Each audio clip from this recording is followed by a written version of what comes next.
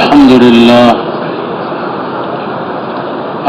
لله الذي ليس كمثله شيء وهو السميع العليم.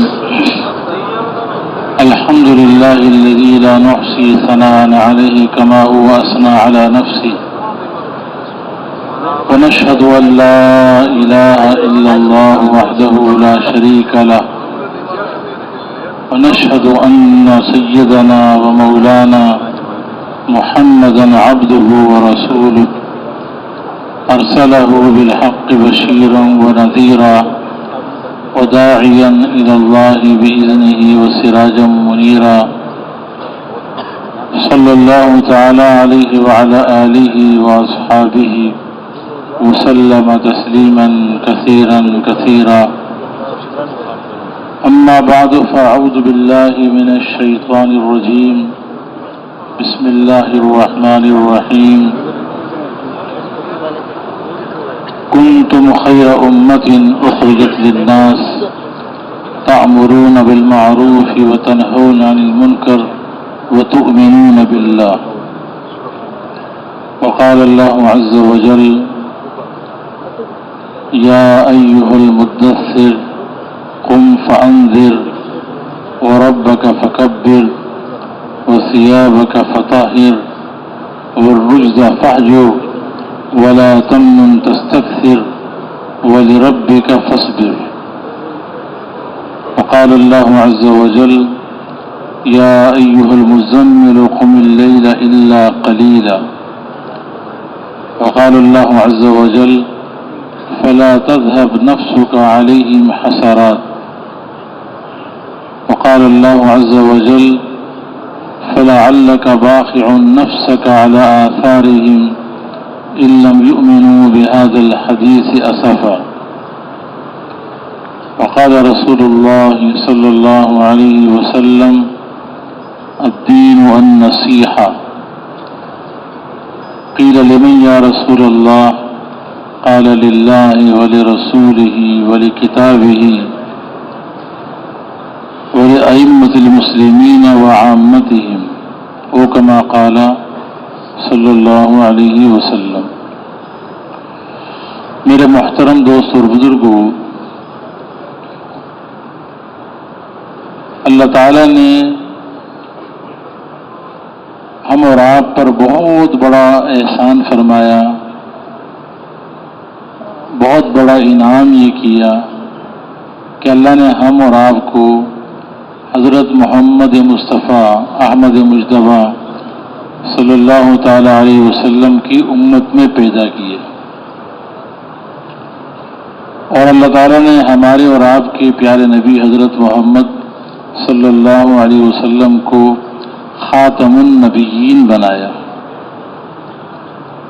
اور آپ کی ختم نبوت کی برکت سے اللہ تعالیٰ نے اس امت کو حضور اکرم صلی اللہ علیہ وسلم والے کام میں شریک فرمایا، اور اسی کام کی وجہ سے اس امت کو ساری امتوں میں افضل اور بہتر اور اعلیٰ بنایا. اس لیے اللہ تعالیٰ نے اس امت کو خاص طور پہ خطاب کر کے فرمایا کہ کنتم خیر امت اخرجت للناس. اے امت محمدیہ، تم ساری امتوں میں بہتر ہو، ساری امتوں میں افضل ہو. تم مجھے ساری امتوں میں سے زیادہ اچھی لگتی ہو، اور اس کی وجہ کیا ہے کہ اخرجت للناس، تمہیں ساری دنیا کے انسانوں کی خیر خواہی کے لیے نکالا گیا ہے، ساری دنیا کے انسانوں کے نفع کے لیے. تمہاری ماؤں کے پیٹوں سے اللہ نے تمہیں نکالا ہے. تمہارے دنیا میں آنے کا مقصد ساری دنیا کے انسانوں کے ساتھ خیر خواہی اور ہمدردی اور انہیں جہنم کی آگ سے بچا کر جنت میں لے جانا، یہ تمہارا کام ہے۔ وہ خیر خواہی کیا ہے؟ تم دنیا میں کیا کام کرو گے؟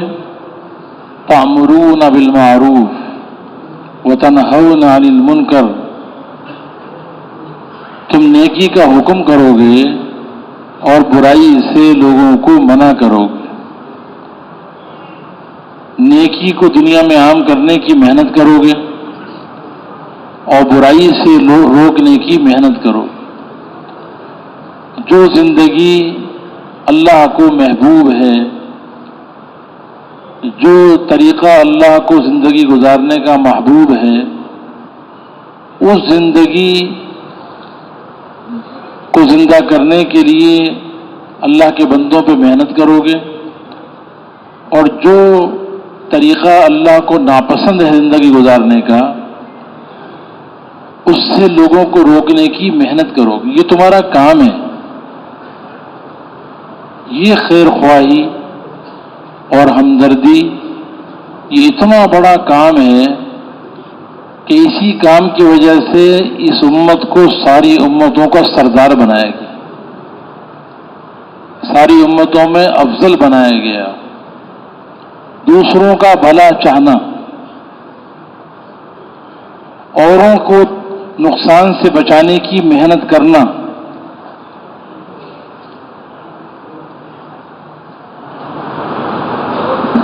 دوسروں کو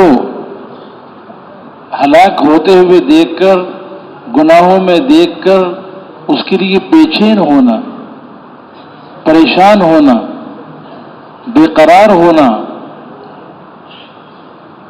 اور ان کے ساتھ خیر خواہی کر کے انہیں اللہ کی نافرمانی والی زندگی سے بچانا، اس کی محنت کرنا، یہ تمہارا کام ہے۔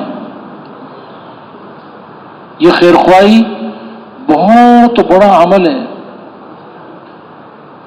اتنا بڑا عمل ہے کہ حضور اکرم صلی اللہ علیہ وسلم نے پورے دین کو خیر خواہی میں بند کر دیا۔ آپ کا فرمان ہے کہ الدین والنصیحہ، دین سراسر خیر خواہی کا نام ہے۔ دین سراسر خیر خواہی کا نام ہے۔ حالانکہ دین کے اندر تو اور بھی احکامات ہیں، بہت سارے احکامات ہیں، لیکن دین کا سب سے بڑا رکن اعظم وہ خیر خواہی ہے۔ اگر یہ خیر خواہی کا عمل ختم ہو جائے تو لوگوں کی زندگی میں دین آئے گا کیسے؟ انسانیت کو صحیح راستہ بتائے گا کون؟ یہ تو اندر میں خیر خواہی کا جذبہ ہوتا ہے، اس لیے آدمی دوسروں کو خیر کا راستہ بتاتا ہے، ناکامی کے راستے سے بچانے کی کوشش کرتا ہے۔ یہ خیر خواہی اللہ کو اتنی پسند ہے، اتنی پسند ہے، نفس خیر خواہی، کہ ایک چیونٹی نے خیر خواہی کا کام کیا۔ چیونٹی یہ حشرات الارض میں سے ہے اور سب سے زیادہ کمزور ترین مخلوق ہے۔ پتہ نہیں کتنی چیونٹیاں روزانہ لوگوں کے پاؤں کے تلے آ کر ہلاک ہو جاتی ہیں، ان پہ کوئی رونے والا بھی نہیں ہے۔ لیکن جب حضرت سلیمان علیہ السلام اپنے تخت پر بیٹھے ہوئے اپنے لشکر کے ساتھ چیونٹیوں کی ایک وادی سے گزرے جہاں بہت چیونٹیاں تھیں، حتی اذا اتوا علی وادی النمل، چیونٹیوں کی ایک وادی جہاں چیونٹیاں ہی چیونٹیاں تھیں بہت ساری، وہاں سے وہ گزرنے لگے تو چیونٹیوں کی ایک ملکہ تھی، اس نے دیکھ لیا کہ بھئی یہ تو سلیمان علیہ السلام، یہ تو بڑے بڑے جسم والے ہیں، ان کا لشکر تو سارا بڑے بڑے لوگ ہیں، بڑے بڑے جسم والے ہیں، اور ہم تو بالکل کمزور ہیں، بہت ضعیف ترین مخلوق ہیں. اگر یہ لشکر یہاں سے گزرا تو ہم سارے کے سارے ان کے پاؤں کے تلے آ جائیں گے اور ان کے پاؤں کے نیچے روندے جائیں گے اور ہماری ساری کی ساری قوم ہلاک و برباد ہو جائے گی. تو اس چونٹی کے دل کے اندر اپنی قوم کو ہلاکت سے بچانے کا جذبہ پیدا ہوا. اس کے دل میں خیر خواہی کا جذبہ آیا کہ میری ساری قوم ہلاک ہو جائے گی. تو وہ رہ نہیں سکی اور اس چونٹی نے اپنی زبان میں جس طرح کہنا تھا سمجھانا تھا ان کو سمجھا دیا کہ دیکھو اپنے اپنے دلوں میں داخل ہو جاؤ.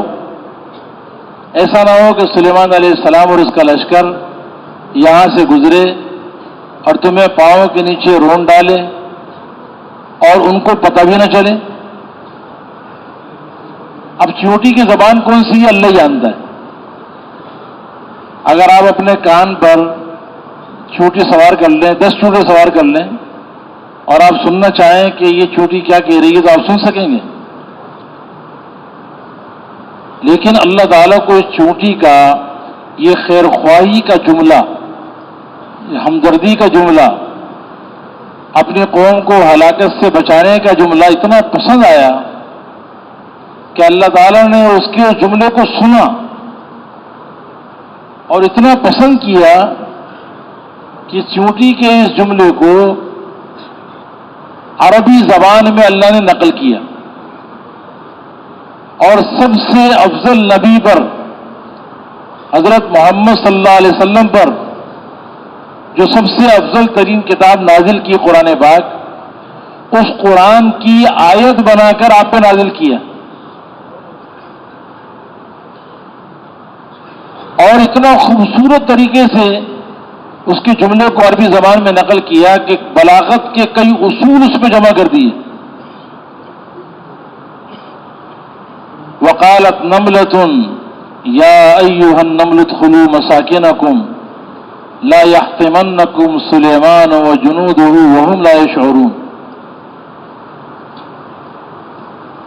چونٹی نے کہا اے چونٹیوں اپنے اپنے دلوں میں داخل ہو جاؤ، ایسا نہ ہو کہ سلیمان علیہ السلام اور اس کا لشکر تمہیں پاؤں کے نیچے رون ڈالے اور ان کو پتہ بھی نہ چلے، کیونکہ جان بوجھ کے تو وہ کریں گے نہیں. تم نظر نہیں آؤ گی تو پاؤں کے نیچے رو دی جاؤ گی. ایک جملہ بولا، کتنا خوبصورت جملہ ہے، کتنا حسین جملہ ہے. اللہ نے خاص طور پر اس امت کو سنایا اس لیے کہ اس امت کو اللہ تعالیٰ نے پیدا ہی خیر خواہی کے کام کے لیے کیا ہے. اس امت کا دنیا میں وجود، اس امت کی بعثت، اس امت کے آنے کا مقصد ہی خیر خواہی ہے. لوگوں کو دنیا اور آخرت کی ناکامی اور ہلاکت سے بچانا ہے. وہ چونٹی تو اپنے زبان حال سے یہ کہہ رہی ہے کہ میں تو مکلف نہیں ہوں. چونٹی مکلف نہیں ہے. اگر وہ چونٹی جملہ نہ بولتی اور ان کی ساری قوم ہلاک ہو جاتی کیا اسے پوچھا جاتا؟ انسان اور جنات کو اللہ نے مکلف بنایا احکامات کا، جانوروں کو تو بنایا نہیں ہے، حشرات الارض کو بنایا نہیں ہے. اس چونٹی نے اپنی زبان حال سے کہا کہ امت محمدیہ صلی اللہ علیہ صاحبہ میں مکلف نہیں ہوں، میرے ذمہ اپنی قوم کی خیر خواہی بھی نہیں ہے. لیکن میں نے بھی جب اپنی قوم کو ہلاک ہوتے ہوئے دیکھا تو میں بے چین ہو گئی، پریشان ہو گئی کہ میری آنکھوں کے سامنے میری ساری قوم ہلاک ہو جائے گی. تو مجھ سے رہا نہیں گیا اور میں نے ایک جملہ ایسا بول دیا، صرف ایک جملہ، جس سے اپنی ساری قوم کو ہلاکت سے بچا لیا. تو اے امت محمدیہ، تمہیں تو اللہ نے اسی کام کا مکلف بنایا ہے، تمہیں تو اس کام کے لیے پیدا کیا گیا ہے. تمہاری آنکھوں کے سامنے کتنے نوجوان، بوڑھے، تاجر، زمیندار، مالدار، غریب، کتنے اللہ کے بندے اللہ کے احکامات کو توڑ رہے ہیں، اللہ کے نبی کے طریقوں کو چھوڑ رہے ہیں، اور ان کی دنیا اور آخرت دونوں برباد ہو رہی ہے۔ لیکن تم اتنے بئیس ہو گئے، تمہارے دلوں پہ ذرے برابر کوئی غم ہی نہیں ہے۔ ایک جملہ میری طرح بولنا تمہارے لیے بھاری ہو گیا، تمہاری زبانیں اتنی خشک ہو گئی کہ ایک جملہ بول کر انہیں اللہ کی طرف متوجہ کر دیتے اور اللہ کے سامنے رونے والا بنا دیتے، ان کے رخوں کو اللہ کی طرف موڑ دیتے، اللہ کے اوامر کی طرف ان کے رخوں کو موڑ دیتے، تو کتنے لوگوں کی ہدایت کا تم ذریعہ بن جاتے۔ تو مجھ سے زیادہ عاجز تو نہ بنو۔ یہ چونٹی بھی ہمیں سبق سکھا رہی ہے۔ اب دیکھو نا، ہے تو وہ چونٹی، لیکن اللہ تعالیٰ کو اتنی پسند آئی کہ اس کا پوری سورت کا نام ہی اس چونٹی کے نام سے ہے، سورۃ النمل۔ ایک چونٹی نے خیر خواہی کا کام کیا ہے، اللہ تعالیٰ نے اس کا ذکر بھی اپنی کتاب میں کیا، اس امت کو بس اس کی ذمہ داری یاد دلانے کے لیے کہ دیکھو تمہارا کام تو کتنا بڑا کام اللہ نے دیا ہے، چونٹی وہ کام کر لیں تو وہ اللہ کو اتنی پسند آتی ہے کہ اس کا ذکر اپنی سب سے افضل ترین کتاب میں اللہ تعالیٰ کر دیتے۔ یہ خیر خواہی، دوسروں کا بھلا چاہنا اللہ کو اتنا پسند ہے۔ پھر اسی سورت میں، سورۃ نمل میں ہی اللہ تعالیٰ نے ایک پرندے کا ذکر کر دیا، وہ بھی سارا خیر خواہی پہ تھا۔ سلیمان علیہ الصلوۃ والسلام، اللہ نے ان کو ایسی بادشاہت دی تھی کہ کسی کو اس کے بعد نہیں دی، پرندے بھی ان کے تابع ہوتے تھے، ہر قسم کے جانور ان کے تابع ہوتے تھے، ہوا ان کو لے کے اڑتی تھی، غدوھا شہر ورواھا شہر، ایک صبح میں 1 مہینے کا سفر کر لیتے تھے،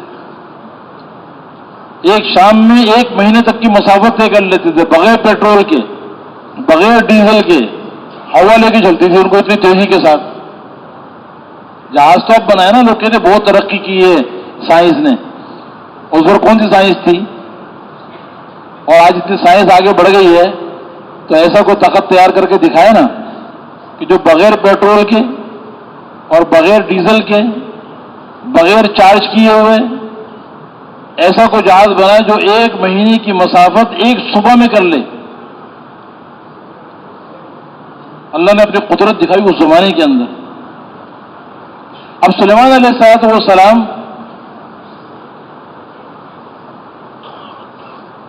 کو کہیں پر پانی کی ضرورت ہوتی ہے، پانی موجود نہ ہوتا تو کہتے ہیں کہ ہدہد ایک پرندہ ہے، اس کی یہ خاصیت ہے کہ وہ بہت دور سے پانی کا پتہ نکال لیتا ہے۔ تو سلیمان علیہ السلام اس کو بلاتے تھے کہ پانی کا پتہ کرو، تو ہو سکتا ہے ضرورت پڑی ہو۔ تو سلیمان علیہ السلام نے پرندوں کو دیکھا کہ وہ پرندے موجود ہیں لیکن ہدہد نظر نہیں آ رہا، یہ بغیر اجازت کے کیسے غائب ہو گیا؟ تو سلیمان علیہ السلام غصے میں آ گئے کہ یہ ہدہد بغیر اجازت کی کیوں گیا؟ امیر کی اجازت کے بغیر جانا نہیں چاہیے۔ تو سلیمان علیہ السلام نے کہا وَتَفَقَّدَ الطَّيْرَ فَقَالَ مَا لِيَ لَا أَرَى الْهُدْهُدَ أَمْ كَانَ مِنَ الْغَائِبِينَ لَأُعَذِّبَنَّهُ عَذَابًا شَدِيدًا أَوْ لَأَذْبَحَنَّهُ أَوْ لَيَأْتِيَنِّي بِسُلْطَانٍ مُبِينٍ۔ سلیمان علیہ السلام نے کہا کہ یہ ہدہد بغیر اجازت کے گیا ہے، تو اگر یہ گیا ہے کسی معقول وجہ سے غائب ہوا ہے جو عقل میں بھی آتی ہے، تو میں اس کو سخت سزا ضرور دوں گا کیونکہ بغیر اجازت کے گیا ہے، اور اگر یہ گیا ہے بغیر کسی معقول کی وجہ کے، بلا وجہ کے نہیں چلا گیا، تو میں اس کو ذبح کر دوں گا۔ سزا کی انتہا یہ کہ اس کو ذبح کر دیں۔ یا یہ کہ یہ حدود کوئی کھلی دلیل لے کر آئے، اپنا پکا عذر بتائے تو پھر چھوڑوں گا۔ ابھی یہ بات سلیمان علیہ السلام نے کی تھی اور تھوڑا سا وقت ہی گزرا تھا، فمکث غیر بعید، تھوڑا وقت ہی گزرا تھا، ایک دم حدود سامنے آ گیا، اور حدود نے سلیمان علیہ السلام کا چہرہ پڑھ لیا، کیونکہ جب آدمی غصے میں آتا ہے تو اس کے چہرے پر غصے کے اثرات ظاہر ہوتے ہیں۔ تو ایسا معلوم ہوتا ہے کہ حدود کو بھی اندازہ ہو گیا کہ سلیمان علیہ السلام بڑے غصے میں ہیں، میں بغیر اجازت کے گیا تھا۔ تو حدود نے ایک ایسا جملہ کہا آتے ہی کہ بجائے اس کے کہ سلیمان علیہ السلام اس کو سزا دیتے، سلیمان علیہ السلام نے اس کو انعام دیا۔ اس نے کیا کہا؟ فقال احطت بما لم تحط به وجئتك من سبأ بنبأ یقین۔ اس نے کہا کہ سلیمان علیہ السلام، میں ایسی بات کا علم لے کر آیا ہوں جس کا آپ کو بھی علم نہیں ہے۔ اب نبی تو اپنے وقت میں سب سے بڑا عالم نبی ہوتا ہے، لیکن وہ شریعت کا عالم ہوتا ہے۔ دنیا کے حالات کے اعتبار سے اگر کسی کو کوئی زیادہ حالات کا پتہ ہے تو بس یہ جزوی ایک اس کی فضیلت ہے، باقی کوئی نبی پر فضیلت ثابت نہیں ہوتی۔ نبی تو سب سے بڑا عالم ہوتا ہے، اللہ کے بعد نبی سے زیادہ علم تو کسی کے بعد نہیں ہوتا۔ لیکن دنیا کے حالات کے اعتبار سے حدود کو ذرا کچھ ایک ایسی بات کا پتہ لگا جو ان کو نہیں تھا۔ وہ گویا کہ یہ کہہ رہا ہے کہ دیکھو میں آپ کے پاس ایسی بات کی خبر لایا ہوں اور ایسا علم لے کر آیا ہوں جس کا علم آپ کو نہیں ہے، لیکن وہ کام آپ کا ہی ہے، ذمہ داری آپ کی ہے۔ تو میں گویا کہ آپ کی ذمہ داری میں آپ کا معاون بناؤں، اور میں آپ ہی کے کام میں لگا ہوا تھا۔ میں کس کام میں لگا ہوا تھا؟ آپ کے کام میں لگا ہوا تھا۔ اور وہ کام کیا ہے؟ انی وجدت امرأۃ تملکہم وأوتیت من کل شیء ولها عرش عظیم وجدتها وقومها یسجدون للشمس من دون اللہ۔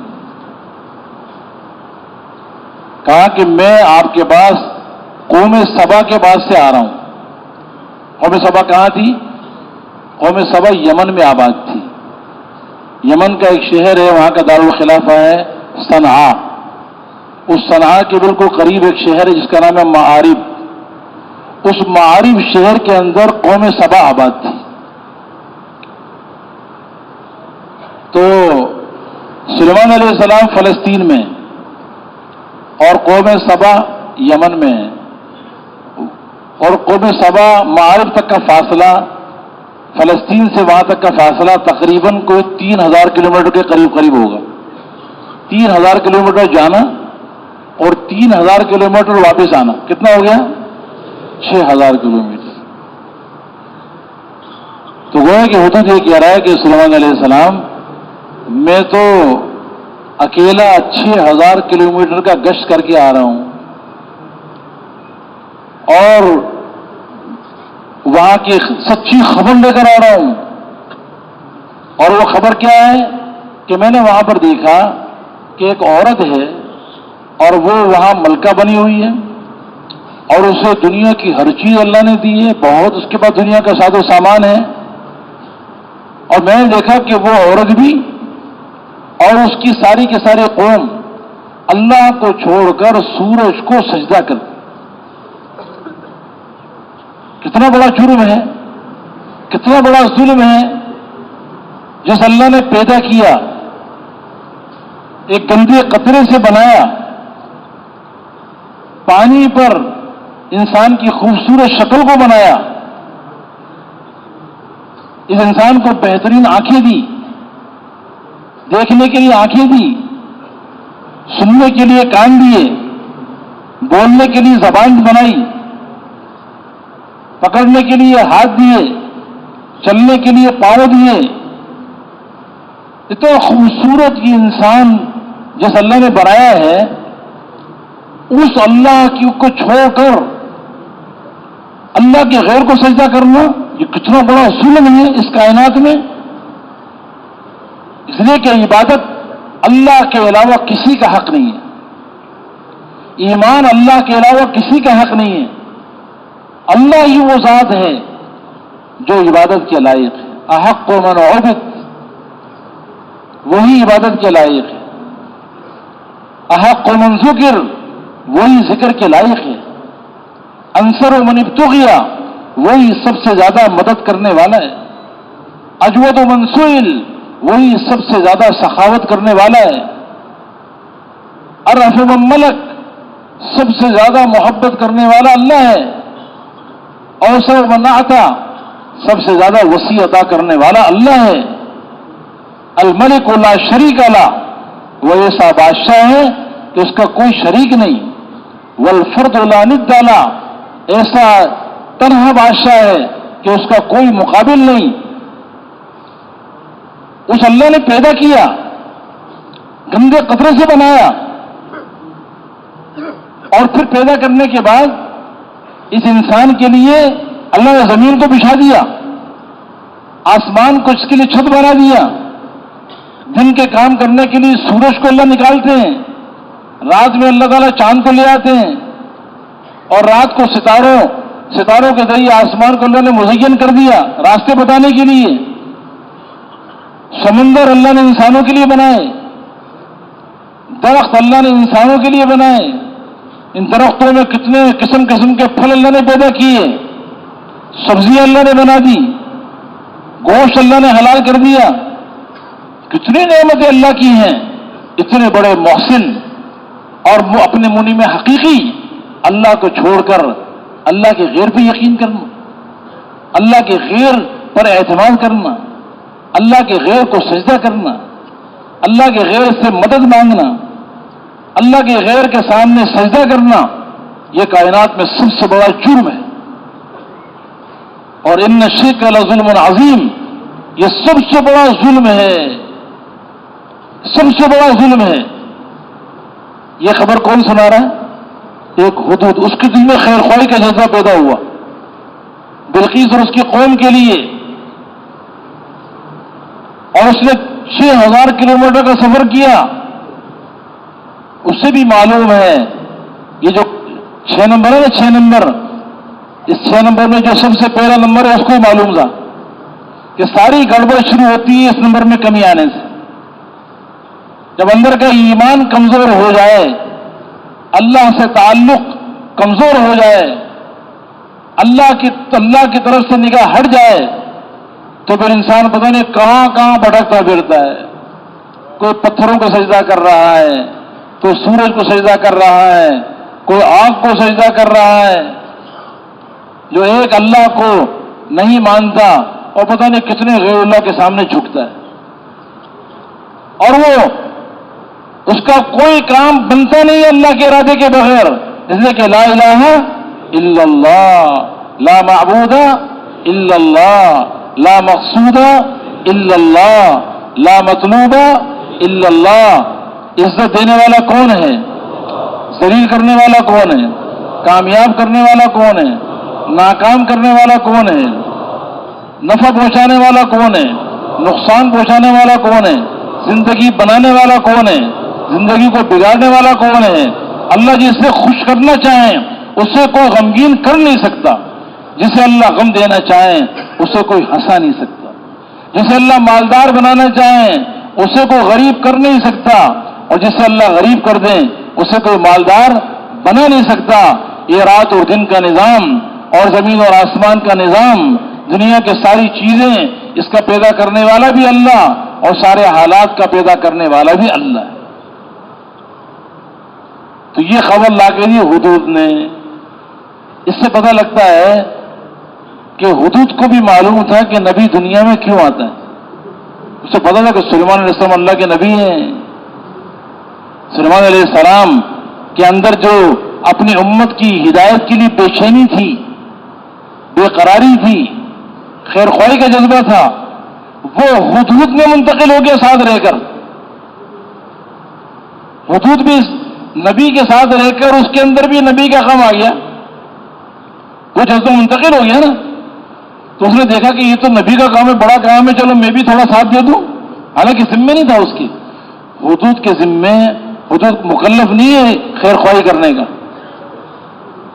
انسان و جنات تو مکلف بنایا نا اللہ تعالیٰ نے، پرندوں کو بھی مکلف بنایا، لیکن نبی کے اندر جو دین کے بٹنے کا غم ہوتا ہے، انسانیت کو گناہوں میں دیکھ کر نبی جو بے چین ہوتا ہے، بے قرار ہوتا ہے، اور انسانیت کی خیر خواہی کے لیے جو مارے مارے پھرتا ہے ان کے پیچھے، تو یہ جذبہ اس جانور پہ پرندے میں منتقل ہو گیا،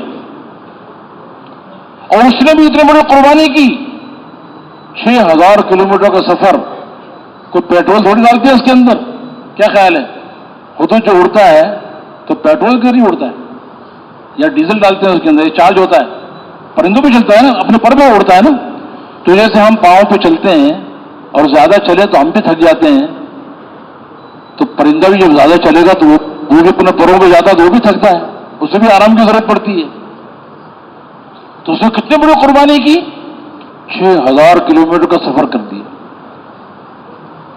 اسے یہ پتہ لگ گیا کہ دیکھو نبی کا کام یہ ہے، خیر خواہی، ہمدردی، اوروں کو نقصان سے بچانا۔ سلیمان علیہ السلام نے جب اس کی بات سنی تو سلیمان علیہ السلام بڑے خوش ہوئے، یہ بہت بڑا اچھا کام کر کے لایا ہے یہ۔ تو سلیمان علیہ السلام نے اس سے کہا اچھا چلو میں ایک دعوت نامہ لکھتا ہوں بلقیس کے نام، یہ دعوت نامہ لو اور دوبارہ جاؤ، کہاں جاؤ؟ وہی بلقیس کے پاس، 3000 کلومیٹر جانا، 3000 کلومیٹر واپس آنا، دوبارہ جاؤ، دوبارہ تشکیل کر رہے ہیں اس کی، اور یہ دعوت نامہ دے کر آؤ۔ تو علماء کرام کہتے ہیں کہ سلیمان علیہ السلام نے، اگر سلیمان علیہ السلام چاہتے تو کسی اور کو بھیج دیتے جو اور جلدی میں دعوت نامہ پہنچا کر آ جاتا، کیونکہ سلیمان علیہ السلام کے پاس تو ایسے آدمی موجود تھے کہ جنہوں نے، ایک ایسا آدمی جس کے پاس زبور کا علم تھا، جب سلیمان علیہ السلام نے بلقیس کا تخت منگوایا ہے نا، تو کہا بتاؤ ایکم یاتینی بعرشہا قبل ان یاتونی مسلمین، بتاؤ بلقیس کا تخت اس سے پہلے کہ مسلمان ہو کر آئے کون لے کر آئے گا؟ تو قال عفریت من الجن انا آتیک بہ قبل ان تقوم من مقامک، میں آپ کی یہاں اٹھنے سے پہلے بلقیس کا تخت میں لے کر آ جاؤں گا۔ ایک بڑے بھاری بھرکم جن نے کہا۔ سلیمان علیہ السلام نے کہا اس سے بھی زیادہ جلدی میں کون لائے گا؟ وقال الذی عنده علم من الکتاب انا آتیک بہ قبل ان یرتد الیک طرفک، تو اس آدمی نے کہا جس کو اللہ نے زبور کا علم دیا تھا، انہوں نے کہا آپ آنکھیں جھپکیں گے نا اتنی دیر میں اس کا آسمان سے اٹھا کے لے جاؤں گا 3000 کلومیٹر کے فاصلے سے۔ اور سلیمان علیہ السلام نے آنکھیں جھپکی اور وہ تخت موجود تھا۔ تو اگر سلیمان علیہ السلام چاہتے تو وہ خط جو دعوت نامہ تھا اس آدمی کے ذریعے بھیج دیتے، جلدی پہنچ جاتا، یا جن کے ذریعے بھیج دیتے، لیکن سلیمان علیہ السلام نے کسی اور کا انتخاب نہیں کیا، اسی حدود کو کہا تم دوبارہ جاؤ، کیونکہ اس کے دل میں خیر خواہی کا جذبہ پیدا ہوا۔ وہ کہتے ہیں جو بولے ہوئے کنڈا کھولے، اسی نے فکر کی اور وہی خبر لے کر آیا، اس کے دل میں خیر خواہی تھی بلقیس کی اور اس کی قوم کی۔ تو کیا انعام دیا اس کو؟ میں نے کہا نا انعام دیا۔ انعام کیا دیا؟ انعام یہ دیا کہ بلقیس اور اس کی قوم جو مسلمان ہوں تو ان کے مسلمان ہونے کا اجر یہ حدود کے عمل نامے میں جانا چاہیے، اور یہ بہت بڑا انعام ہے۔ کیا ہے یہ بہت بڑا انعام ہے۔ کسی ایک انسان کی ہدایت کا ذریعہ بن جانا یہ نجات کے لیے کافی ہے۔ اس لیے حضور پاک علیہ السلام نے فرمایا حضرت علی رضی اللہ تعالیٰ عنہ کو، واللہ یا علی لأن يهدي الله بك رجلا واحدا خیر لك من حمر النعم، اے علی اللہ کی قسم ایک آدمی کو تمہارے ذریعے اللہ ہدایت دے دے یہ تمہارے لیے عربوں کے سرخ اونٹوں سے بہتر ہے۔ اس زمانے کے سرخ جو اونٹ ہوتے تھے وہ بہت مہنگے ہوتے تھے، آج کل کی بڑی بڑی گاڑیوں سے زیادہ مہنگے ہوتے ہیں۔ آپ بتائیے ایک آدمی کی ہدایت کا ذریعہ بننا یہ اتنی بڑی بات ہے، تو پوری قوم کی ہدایت کے جو ذریعہ بنے تو اس کے تو نصیب بہت جاگ گئے، اور پرندہ ہو کر بھی۔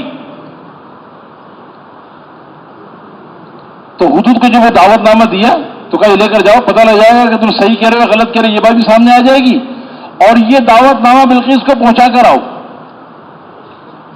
حدود نے کسی قسم کا عذر نہیں کیا ہے کہ سلیمان علیہ السلام میں تو اتنا لمبا سفر کر کے آگے تھک گیا ہوں، میں نے آپ کو خبر بتا دی ہے، اب آپ کے پاس تو بڑے بڑے لوگ موجود ہیں، کسی اور کے ذریعے بھیج دیں، میں آرام کر لیتا ہوں تھوڑا سا، کسی اور کو بھیج دیں۔ اس نے کوئی عذر نہیں کیا، وہ خوشی خوشی تیار ہو گیا، اپنی سعادت سمجھی کہ یہ میری سعادت ہے کہ کسی قوم کی ہدایت کے لیے مجھے استعمال کیا جا رہا ہے، میری کیا حیثیت ہے۔ اسے کہتے ہیں دین کا کام، انسانیت کی ہدایت کا کام اللہ تعالیٰ ان لوگوں سے لیتے ہیں جو دین کے تقاضوں کو پورا کرنا اپنی سعادت سمجھتے ہیں، دین کے تقاضوں کو پورا کرنا بوجھ نہیں سمجھتے، وہ سعادت سمجھتے ہیں کہ ہماری سعادت ہے کہ اللہ نے ہمیں اپنے دین کے لیے استعمال کر لیا، تو وہ خوشی خوشی تیار ہو گیا، اور وہ دعوت نامہ لے کے دوبارہ اس نے اڑنا شروع کیا۔ ابھی تو آیا تھا بیچارہ، دوبارہ اڑ کے جا رہا ہے، 3000 کلومیٹر جانا پھر واپس بھی آنا ہے، 12000 کلومیٹر کا سفر اس حدود نے اکیلے کیا۔ جب وہ یمن پہنچا اور بلقیس کے محل کو دیکھا تو وہ اپنے محل میں سوئی ہوئی تھی، دروازے بند تھے، اب کیسے جائے؟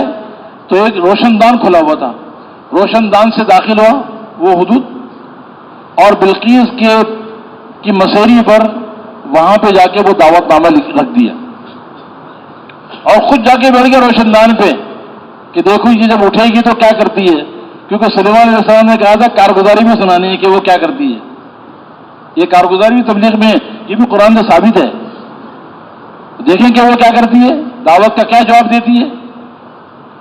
اب بلقیس کی جب آنکھ کھلی اور وہ اٹھی، اس نے دیکھا یہ دعوت نامہ رکھا ہوا ہے، اس نے اٹھا کے اس کو پڑھا، انه من سلیمان وانه بسم اللہ الرحمن الرحیم اللہ تعلوا علی واتونی مسلمین، کہ یہ سلیمان علیہ السلام کی طرف سے خط ہے، میں شروع کرتا ہوں اس اللہ کے نام سے جو بے حد مہربان نہایت رحم کرنے والا ہے، تم فرما بردار بن کر مسلمان ہو کر آ جاؤ، تکبر نہیں کرنا، یہ دعوت ہے، اسی میں خیر ہے تمہارے لیے۔ اس نے دعوت نامہ پڑھا، اور پڑھنے کے بعد اس کی کوئی تحقیق بھی نہیں کی کہ یہ لایا کون ہے۔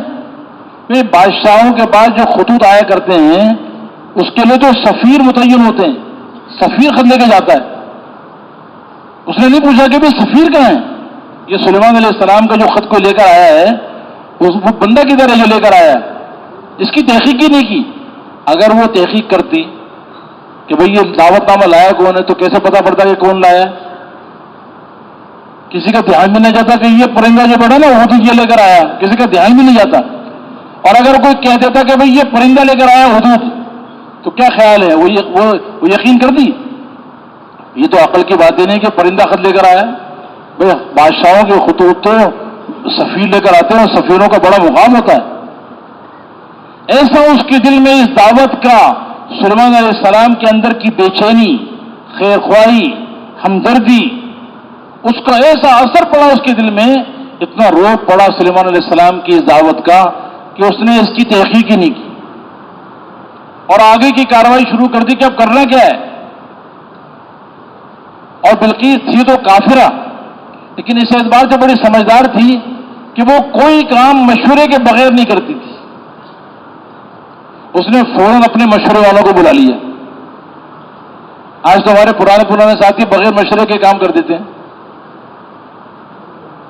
اور وہی چیز نزاع کا ذریعہ بن جاتی ہے، توڑ ہو جاتا ہے جماعت کے اندر کہ انسان نے بغیر پوچھے طے کر دیا۔ تو بلقیس نے مشورہ کیا، سارے مشورے والوں کو بلایا اور بلا کے کہا دیکھو یا ایھا الملأ انی القی الی کتاب کریم وَإِنَّهُ مِن سُلَيْمَانَ وَإِنَّهُ بِسْمِ اللَّهِ الرَّحْمَنِ الرَّحِيمِ اللہ تعلوا علی واتونی مسلمین۔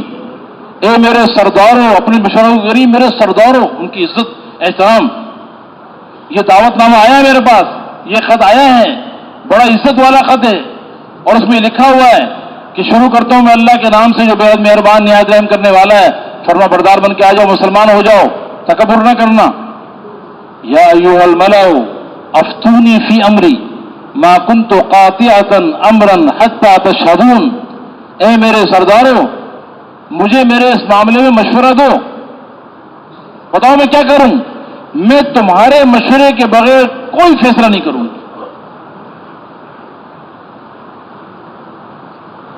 اس میں علماء کرام فرماتے ہیں کہ فرعون جو تھا نا، فرعون نعوذ باللہ، اس نے بھی موسیٰ علیہ السلام کو قتل کرنے کے لیے مشورہ کیا تھا، لیکن وہ بیوقوف تھا، مشورے کے آداب نہیں جانتا تھا۔ اپنے مشوروں کو بلا کے کہا کہ دیکھو میں نے موسیٰ علیہ السلام کو نعوذ باللہ قتل کرنا ہے، وما اریکم الا ما ارى، بس یہی میرا فیصلہ، یہی میری رائے ہے، ماننا پڑے گا، اس لیے ناکام ہو گیا۔ اور بلقیس مشورے کی آداب جانتی تھی، مشورے کی اہمیت جانتی تھی، اس نے کہا میں کوئی کام بھی تمہارے رائے کے بغیر نہیں کروں گی۔ اس نے کہا امیر اپنے آپ کو اپنے ساتھیوں کی رائے کا محتاج سمجھے۔ اس کے جو مشورے والے تھے وہ بھی مشورے کے آداب جانتے تھے، انہوں نے کیا کہا، قالوا نحن اولو قوۃ واولو باس شدید والامر الیک فانظری ماذا تأمرین، انہوں نے کہا کہ دیکھو ہم بڑے طاقتور لوگ ہیں اور بڑے جنگجو ہیں، ہم لڑنے کے لیے تیار ہیں، لیکن ہمارا اصرار نہیں ہے، فیصلہ آپ کے ہاتھ میں، آپ جو فیصلہ کریں گے وہ ہمیں منظور ہے۔ لیکن مامور اپنی اپنا رائے کا فائدہ بیان کر سکتا ہے، اپنے آپ کو پیش کر سکتا ہے، لیکن اپنی رائے پہ اصرار نہ کریں۔ یہ سارا واقعہ اللہ تعالیٰ سنا رہے کہ حدود کی برکت سے، جس کے دل میں خیر خواہی کا جذبہ پیدا ہوا بلقیس اور اس کی قوم کا، اور آخری قصہ یہ ہوا کہ بلقیس آئی اور مسلمان ہوئی اور اس کی ساری قوم مسلمان ہو گئی، اور اللہ تعالیٰ نے سارا قصہ اس امت کو سنایا، اس لیے کہ یہ امت اس کو تو اللہ نے پیدا ہی خیر خواہی کے لیے کیا ہے، اس کا تو کام ہی دنیا میں خیر خواہی کرنا ہے۔ اس لیے اللہ کے نبی نے فرمایا کہ قیامت کے دن کچھ لوگوں کا حشر ہوگا، ان کے چہروں پر نور ہوگا، نور کے ممبروں پر وہ تفریح کر رہے ہوں گے، اور وہ انبیاء اور شہداء نہیں ہوں گے، انبیاء اور شہداء ان پر رش کر رہے ہوں گے کہ یہ کون لوگ ہیں جو نہ نبی نہ شہید ہیں، یہ نور کے ممبروں پر تفریح کر رہے ہیں، یہ کون لوگ ہیں؟ تو صحابہ کرام نے پوچھا کہ اللہ کے نبی یہ کون لوگ ہوں گے؟ تو آپ نے فرمایا کہ یہ وہ لوگ ہوں گے الذین یحببون الناس الی اللہ ویحببون اللہ الی الناس ویمشون للہ علی الارض نصحا، یہ وہ لوگ ہوں گے جو اللہ کے بندوں کو اللہ کا محبوب بناتے ہیں اور اللہ کو بندوں کا محبوب بناتے ہیں، اور اللہ کی زمین پر اللہ کے لیے خیر خواہ بن کے چلتے ہیں۔ ان کا کام کیا ہے؟ یہ اللہ کی زمین پہ چلیں گے اللہ کے لیے، اللہ کی رضا کے لیے، خیر خواہ بن کر، انسانوں کے خیر خواہ بن کے چلیں گے۔ اور ان کا کام کیا ہے کہ یہ اللہ کے بندوں کو اللہ کا محبوب بناتے ہیں اور اللہ کو بندوں کا محبوب بناتے ہیں۔ تو صحابہ کرام نے پوچھا کہ اللہ کے نبی اللہ کے بندوں کو اللہ کا محبوب کیسے بناتے ہیں؟ تو آپ نے فرمایا کہ یہ ان کو یامرونہم بما احب اللہ وینہونہم عما یکرہ اللہ فاذا اطاعوہم احبہم اللہ، یہ لوگوں کو ان باتوں کا حکم کرتے ہیں جو اللہ کو پسند ہیں، ان چیزوں سے روکتے ہیں جو اللہ کو ناپسند ہیں۔ جب بندے اللہ کے پسندیدہ کام کرتے ہیں تو اللہ کے محبوب بن جاتے ہیں۔ تو اس امت کو اللہ نے پیدا اس کام کے لیے کیا۔ تو اللہ تعالیٰ نے یہ سارا قصہ سنایا کہ دیکھو اے امت محمدیہ، تمہارا کام خیر خواہی ہے۔ ایک پرندہ خیر خواہی کر رہا ہے، اللہ کو اتنا پسند آ گیا کہ اللہ نے اس کا سارا واقعہ اپنے قرآن میں ذکر کر دیا. بھائی بیٹھ جاؤ بھائی.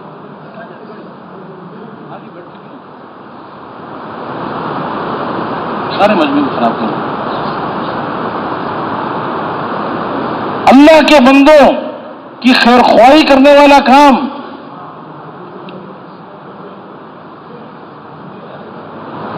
اے امت محمدیہ، تمہیں تو اللہ نے پیدا خیر خواہی کے کام کے لیے کیا ہے. ایک پرندہ ہدہد، اس نے خیر خواہی کی، اللہ نے اس کے اس قصے میں سارے کام اس امت کے ذکر کر دیے. اور وہ کام کیا ہے؟ ایک تو یہ ذکر کر دیا کہ دیکھو، دین کا کام، ہدایت کا کام اللہ ان لوگوں سے لیتا ہے جن کے دلوں میں خیر خواہی کا جذبہ ہو، ہمدردی کا جذبہ ہو. اپنا بھلا تو ہر ایک چاہتا ہے، دوسروں کا بھلا چاہنا. اس نبوت والے کام کی جو بنیاد ہے اور نبوت کے کام کی جو اساس ہے وہ خیر خواہی ہے.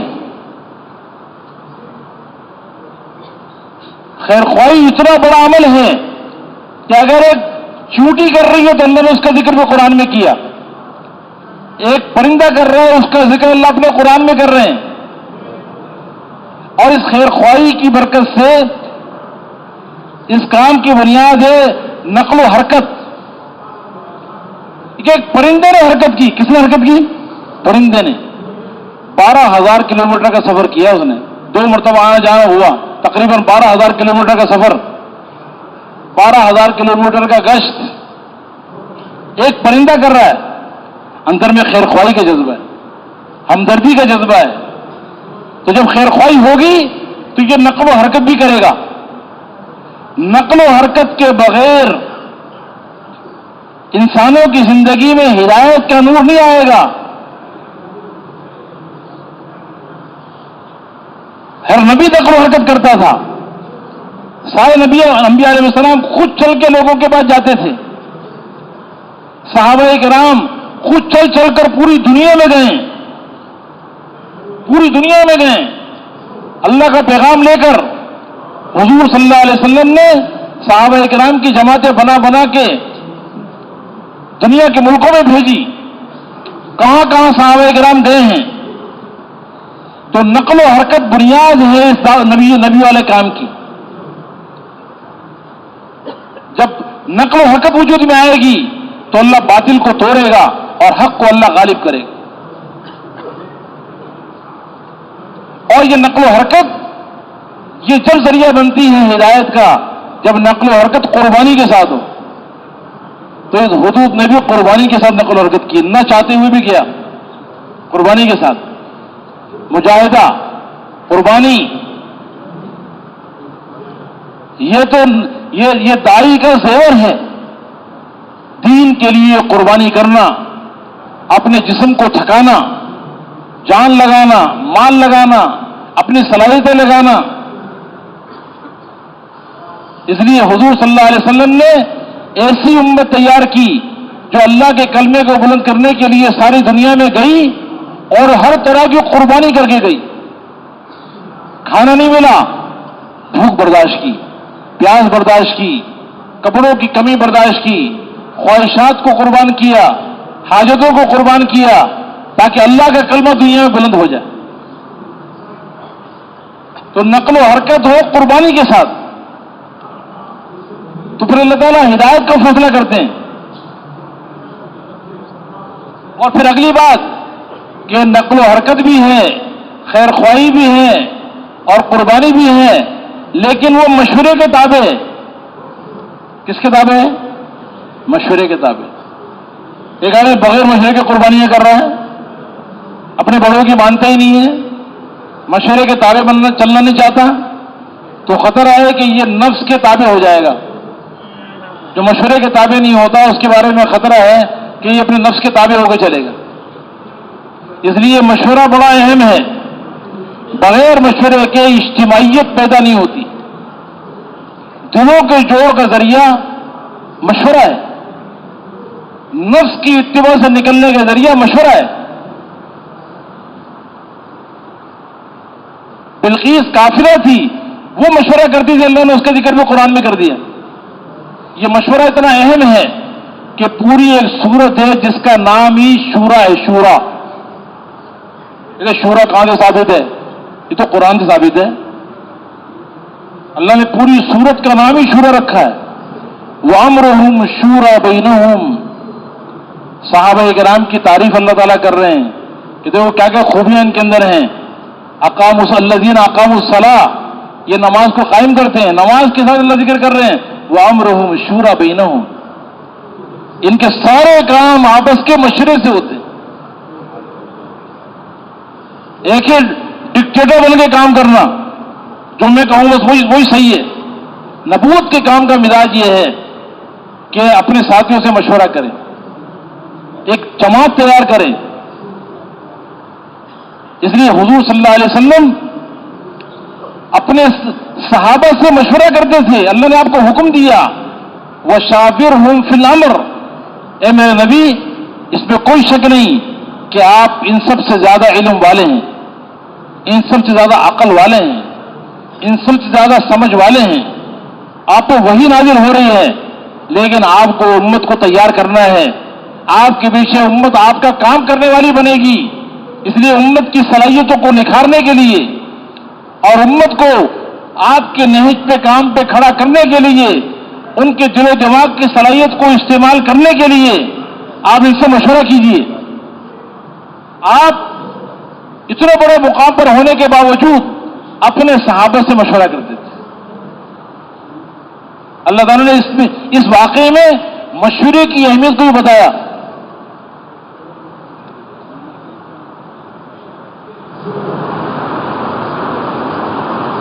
ایک خیر خواہی کا کام یہ اللہ کو اتنا پسند ہے کہ ایک چھوٹی خیر خواہی کر رہی ہے، اس کو اللہ اپنے قرآن میں ذکر کر رہے ہیں امت کی رہبری کے لیے۔ ایک پرندے نے خیر خواہی کی امت کی رہبری کے لیے، اللہ پرندے کا سارا قصہ سنا رہے ہیں۔ ایک لکڑی کے کام کرنے والا بڑائی، اس کو بڑائی کہتے ہیں لکڑی کا کام کرنے والا،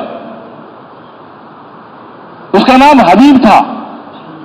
انطاکیہ ایک شہر ہے ترکی کے قریب، وہاں وہ رہتا تھا شہر کے کنارے پر۔ تو اللہ نے اس کی بستی میں پہلے 2 نبیوں کو بھیجا، اور انہوں نے جا کے قوم کو دعوت دی، اس کی قوم کو، قوم نے انکار کیا۔ اللہ تعالیٰ نے تیسرا بھی بھیج دیا تاکہ جماعت مضبوط ہو جائے۔ بعض کہتے ہیں وہ نبی تھے، بعض کہتے ہیں نبی نہیں تھے، لیکن چلو تینوں نے جا کے دعوت دی، وہ اللہ کی طرف سے بھیجے ہوئے تھے۔ ان کی قوم نے ان خیر خواہوں کی بات کا انکار کر دیا اور ان کو تکلیف پہنچائی، ان کو مارنے کی کوشش کی، بہت ایذا پہنچائی۔ تو یہ جو حبیب تھا لکڑی کا کام کرنے والا، ایک عام آدمی، اس کو کوئی جانتا نہیں تھا، لیکن اس نے ایمان دل میں چھپایا ہوا تھا، ظاہر نہیں کر رہا تھا۔ اسے جب پتا چلا کہ میری بستی کے اندر اللہ کے بھیجے ہوئے بندے آئے ہیں اور میری بستی والے ان کی بات کو نہیں مان رہے ہیں، ان کو تکلیف پہنچا رہے ہیں، وہ دوڑتا ہوا آیا بستی کے کنارے سے۔ وجاء من اقصى المدينة رجل يسعى، دوڑتا ہوا آیا۔ اللہ نے اس کے چلنے کا ذکر اپنے قرآن میں کیا، خیر خواہی کے کام کے لیے دوڑنے کا ذکر اللہ نے اپنے قرآن میں کیا، اور وہ دوڑتا دوڑتا آیا کہ دیر نہیں کرنی، ایسا نہ ہو کہ بغیر ایمان کے مر گئے تو سیدھے جہنم میں جائیں گے۔ اس کے دل میں اپنی قوم کی خیر خواہی کا جذبہ پیدا ہوا، اور وہ جلدی سے آیا اور آ کر اپنی قوم سے کہا یا قوم اتبعوا المرسلین اتبعوا من لا يسألكم اجرا وهم مهتدون۔ اے میری قوم، یہ اللہ کے بھیجے ہوئے ہیں بندے، ان کی بات کو مان لو۔